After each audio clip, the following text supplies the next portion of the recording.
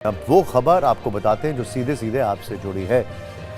ये पहले फोन निकाल लेता हूं मैं। ये देख रहे हैं आप, अभी आपको जब किसी अनजान नंबर से कॉल आता है तो आपके मोबाइल स्क्रीन पर नंबर दिखता है और आपके दिमाग में पहला सवाल यही है कि कॉल करने वाला हो कौन सकता है। यानी कि जैसे अगर किसी ने मुझे फोन किया तो मुझसे सबसे पहला सवाल यह पूछा जाता है कि आप निशान चतुर्वेदी बोल रहे हैं, और मुझे यह नहीं पता होता कि दूसरी साइड से कौन बोल रहा है।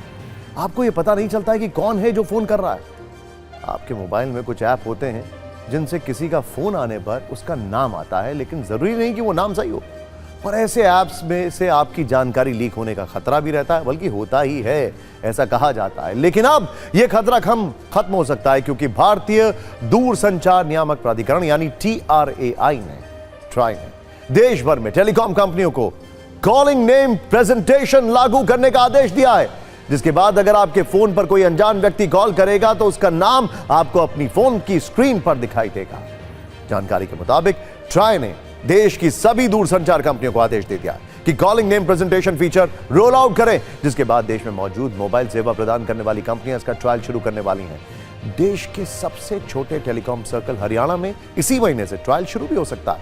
ट्राई के अनुसार अगर यह ट्रायल सफल होता है तो कॉलिंग नेम प्रेजेंटेशन फीचर देश भर में लागू किया जाएगा, जिसके बाद आपको अनजान नंबर के बारे में जानकारी हासिल करने के लिए किसी थर्ड पार्टी ऐप की जरूरत नहीं पड़ेगी।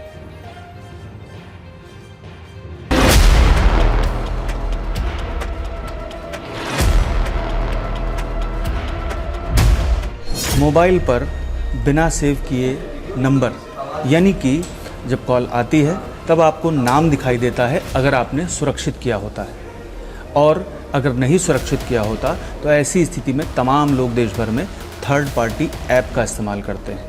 और ये थर्ड पार्टी ऐप डाउनलोड करने के बाद आपसे कई परमिशंस मांगता है। जैसे यहाँ पर आपको पहले बताना होगा कि आपको डिफ़ॉल्ट के तौर पर इसे सेट करना होगा। इसके बाद ये आपसे फ़ोन कॉल लॉग्स के लिए परमिशन मांगेगा, उसके बाद कॉन्टैक्ट्स के लिए परमिशन मांगेगा, उसके बाद फ़ोन कॉल मैनेज करने के लिए भी परमिशन मांगेगा, और SMS के लिए भी परमिशन मांगेगा।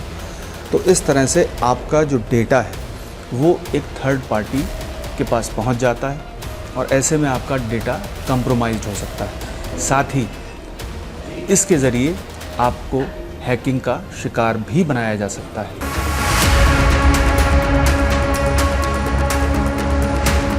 देखना यह है कि आपको इस सेवा से किस तरह के बचाव के साधन मिलेंगे, और आपको थर्ड पार्टी ऐप नहीं लागू करना पड़ेगा, अपने फ़ोन में डाउनलोड नहीं करना पड़ेगा, और किसी भी तरह की परमिशन नहीं देनी पड़ेगी। तब आपको सीधे तौर पर जो कॉल आएगा उसके साथ नाम आएगा, और उस नाम से आप ये जान सकेंगे कि किस व्यक्ति की ओर से फ़ोन किया जा रहा है। बेसिकली क्या होगा कि अगर कोई भी आपको फोन कॉल करता है तो उसके बाद क्या होगा कि पीछे जो ऑपरेटर होगा डेटाबेस में अपने खंगालेंगे कि वो जो कॉल जिस फोन नंबर से आ रहा है वो किसके नाम पे रजिस्टर्ड है वो सिम, और जिसके नाम पे वो सिम रजिस्टर्ड है वो वाला नंबर फ्लैश हो जाएगा। लेकिन जो कमियां हैं इसमें वो ये हैं कि अगर किसी एक फैमिली मेंबर ने सिम लेके रखे हैं अपने नाम पे, 6-7 सिम लेके रखे हैं और सब फैमिली मेंबर्स को दे के रखे हैं, तो जो नंबर डिस्प्ले हो रहा है वो उसी का होगा जिसके नाम पे सिम इशू किया है।